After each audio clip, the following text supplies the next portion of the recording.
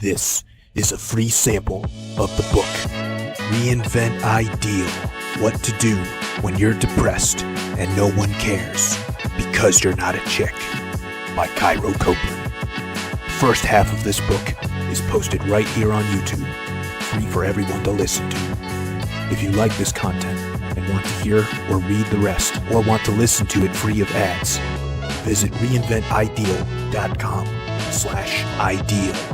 The book is available on Kindle, paperback, and Audible at reinventideal.com/ideal.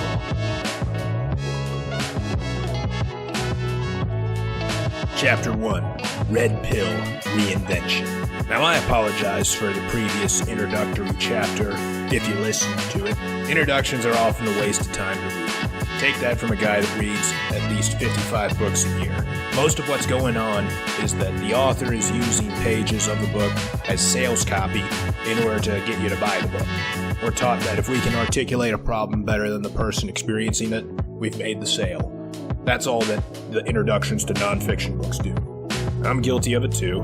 My last book spent way too much time highlighting the problem of a financial world that disproportionately favors females over males. I'm sorry. I can only continue to share my specialties with you if I can make a living doing it, so the salesmanship is necessary. However, with this book, a more important mission is being undertaken. Male misery is a deadly poison upon the world that spreads like ripples in the water and affects everyone around us. Therefore, I've decided to start this book differently. At the end of each of my previous books, I make a list of rules, which are really more like tools than rules. They summarize the lessons that I wish the readers to take from my writing. They're saved for the end in order to sum things up and ensure they remember what I was really trying to say with so many words. But this time, I thought I might start the book with such a list.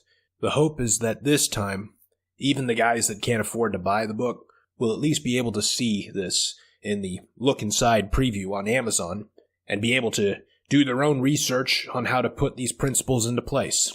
When men are miserable and feel unloved, they act out. It could be merely self-damaging like suicide, or damaging toward others like large-scale violence. These outbursts affect us all. Even if we're not physically harmed, the reputation that arises is that males are dangerous, and everywhere we go, the presumption of bad intentions hangs over our head.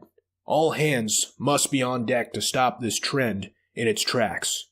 Therefore, think of the following list as my promises to you of what this book will do for you, what you will get out of it, and what you will learn. 12 rules of reinventing yourself. 1.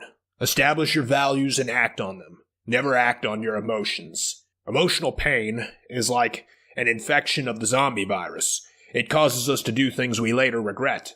When we've been hurt deeply by a bad breakup, a devastating divorce, or a long line of continual back-to-back harsh rejections, we become at risk. The fact that the world doesn't care about our emotional well-being just because we're male causes us to grow cold and even dead inside. We become jaded. We become negative individuals that, wittingly or not, make the rest of the world feel as bad as we do and help it become a worse place for our kind. The solution to stopping this is to establish a set of core values before bad things like these occur, before society gives us the cold shoulder, before it gives us the deaf ears, and before our hearts are pierced with the knife in them twisted to no end. When these painful situations arise, you'll have your values to fall back on to govern your response to them. This will be how you fight back against the onslaught of emotions assaulting your mind and commanding you to do something you can't undo. A core of strong values to act from must override the influence of negative emotions. Number 2. Pursue success, not women.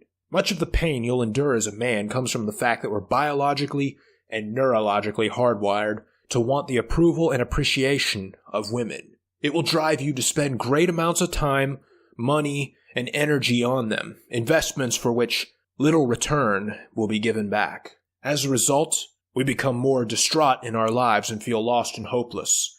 Now, ironically, when you pursue something other than validation from women, not only do you become happier, but also the women start to chase you. You never lose women chasing money, but you will always lose money chasing women. What you chase doesn't even have to be money. It could be success at something else. It can be muscles and peak fitness. It could be knowledge and intelligence. It could be the mastery of a craft. Whatever it is, prioritizing that over finding a woman will lead to greater happiness. And this is because these other pursuits will give back to you what you put into them. It's easier to build a $1 million business than it is to find the perfect woman for you. If you put your mind to it, you can really make it happen in the world of business, professions, and skills.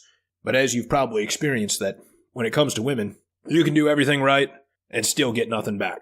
Number 3, make yourself your original point of concern.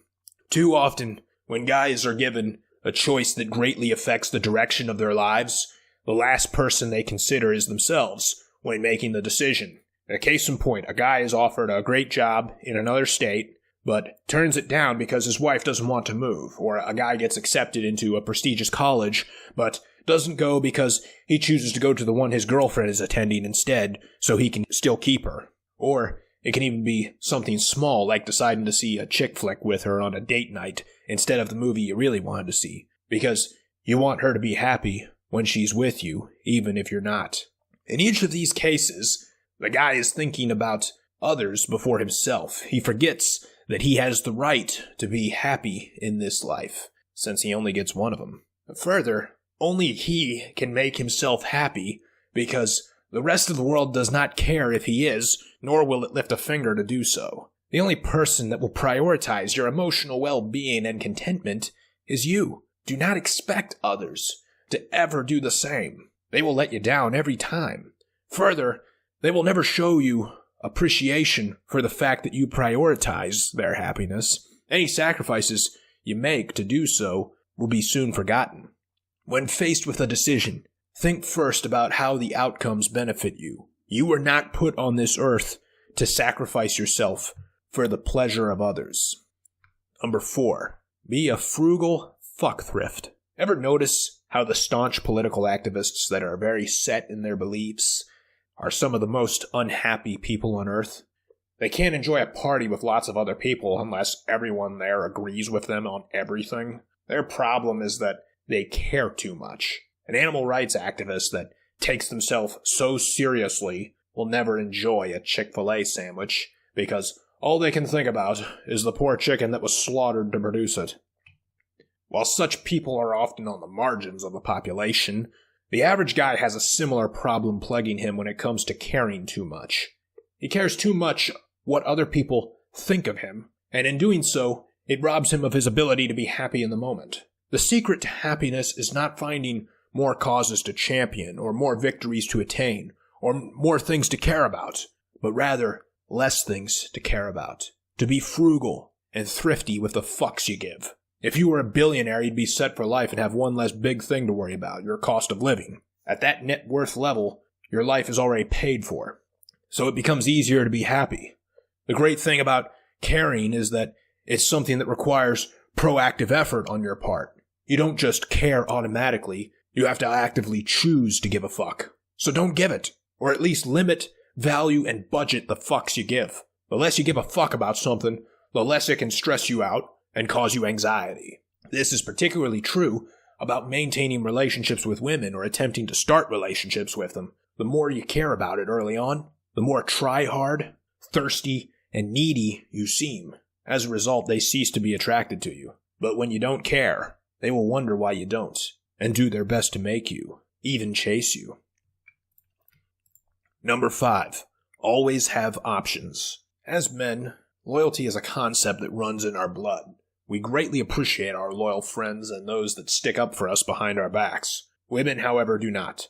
If they find out we've been unfaithful to them, they will certainly scream about it. But all the time that we are faithful to them, they show no appreciation for it because it's merely an expectation they have of us. They do not have the frame of reference to understand what it's like being male in today's pornographic world, where sexual images are not just on screens, but in real life, as scantily dressed women are everywhere, and they even come flirt with us when they know we're in a committed relationship because of pre-selection. Further, we're often treated by women like we're just options. With the rise of social media and all the attention from males they easily get from it, they know their options are endless. Create a female profile on Tinder and see how many options it generates. Often, when there's one thing about you she doesn't like, you're dropped immediately without a second thought. There are just too many other guys out there to replace you. So the best thing you can do for yourself is to do something that will naturally cause you to act less desperate for their approval and attention. Date non-exclusively. Date many women at once. Have many prospective partners at once. When you focus on just one, your investment in them is greater, and there is much more to lose if it doesn't turn out the way you want it to. So you may act more desperate.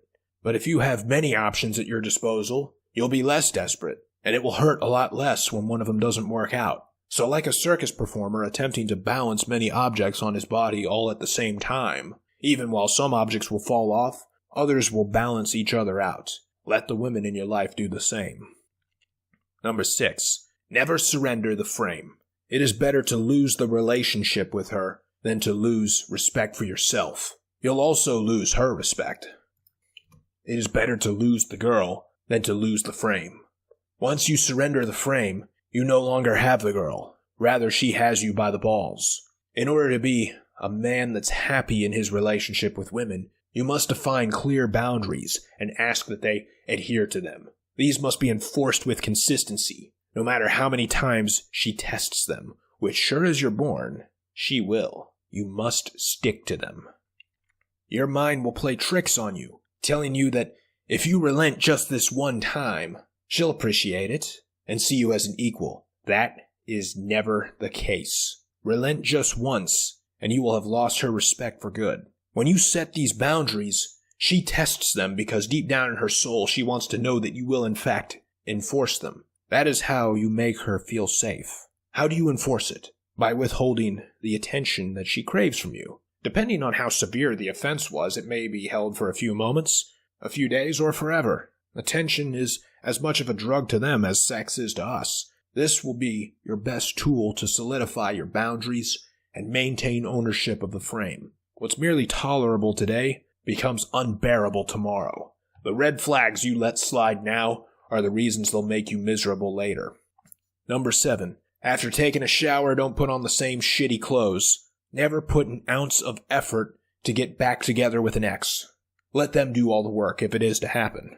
More value is added to your life by going back out on the search for new prospective women than by pursuing a rekindling with a previous one. When attempting to get back with an ex, what can be gained is known and limited. When searching for new prospects, what can be gained is unknown and unlimited. Which is going to spark more growth in you as a person? Well, the latter, of course. Number 8. For the love of God, please learn how to sit still in a room. Time has an amazing power that can be used for your benefit.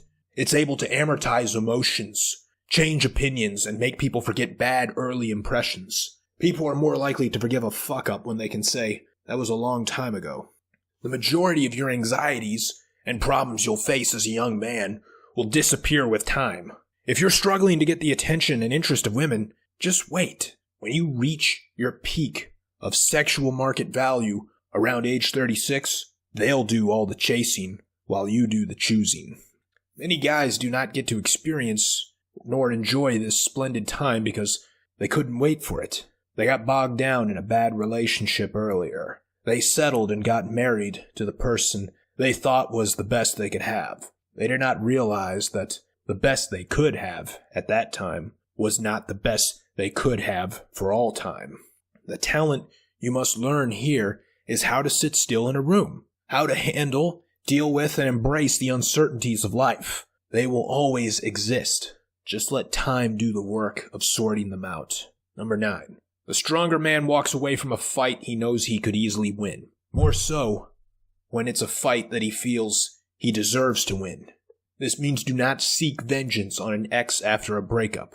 Do not engage in a cold war when the relationship ends. Walk away from her and everything associated with her completely. The greatest insult you can hurl is to deem your offender as not even worthy of taking vengeance upon. Further, only in your absence may attitudes and feelings they have about you change. When you are present, you are influencing these attitudes and feelings, intentional or not. The taste they have about you is already negative, and anything you do will only enhance its negativity, but your absence acts as an eraser on their mind. Number 10. You're the prize, not them. Act accordingly. Look at everything you have to offer to your partner in your current relationship, or your next one. Like a good job, a house, a car, no unwanted children. What do they have that even compares? Now, look at the negative things about them that they bring to the relationship, like single motherhood, daddy issues, a dramatic personality, emotional baggage, and debts. What do you have that even compares? Use that rationality and logic that you were born with as a male to run a comparison between you and her. You'll find that the more you analyze the situation, the more you'll realize she's luckier to have you than you are to have her. Realize that you are the prize and act like it, because it's a dangerous damn world if you don't. Do not worship her. Do not treat her like a goddess. They'll never admit it. But women would rather be objectified than idealized, because idealization is just cheap attention. Number 11. Never call your woman your best friend. Your best friend is not the person that makes you unhappy because they've stopped having sex with you. Your best friend is the guy you complain to about it and offers you the advice to correct her behavior. A male best friend, or male friends in general, will always do more to better your life as a man than any girlfriend or female friendship ever will. When you're around men, your testosterone goes up, and when you're around women, it goes down. What women can offer you, while very tempting, is in the long run worth much less due to the trouble they put you through to get it. Other men can easily understand what you're going through. Women will never understand. Other men may have gone through it themselves and can offer you legitimate advice on how to overcome any obstacle that is unique to the male experience. Further, there is a deeper genetic imperative for us to find our tribes than there is for us to find a woman. The luckier man is he who's found a true best friend than he who's found a good wife. Number 12. Say next more than you say wait. The moment a date is not what you expected, when it's not going the way you want it to, when she's not the woman you'd hope she'd be, or if you don't feel respected, end the date right away. If you're just talking to a woman and you feel you're not able to establish and maintain ownership of a frame with her, discontinue interactions with her right then. You cannot force things to be as you hope they would be. You cannot make a woman be anyone or anything other than whom she chooses to be. Cutting your losses early is always better than attempting to turn a loss into a win. There are plenty of opportunities to win out there. The trick is to avoid the losses as best as you can, so the wins can take care of themselves. These are the best tools that the red pill can give you. Every man must have them at his immediate disposal for a better, happier life. If these principles are mastered and made part of your life, it is highly unlikely that you'll endure a lot of emotional pain. Further, if you find these tools to resonate with you, and agree that they may perhaps make for a better life, well, continue to listen, because in the chapters that follow, I will demonstrate how best to put them to use and make the most of them. You will be shown the full extent to which they may help you, and there will be case studies that exemplify their use from real people I've worked with in my coaching practice. Let this be the owner's manual for having a male mind. Thank you for listening to this free sample of the book, Reinvent Ideal: What to Do When You're Depressed and No One Cares Because You're Not a Chick, by Cairo Copeland. If you enjoyed it and want to hear or read the rest, or want to listen to it free of ads, visit reinventideal.com/ideal. The book is available on Kindle, paperback, and Audible at reinventideal.com/ideal.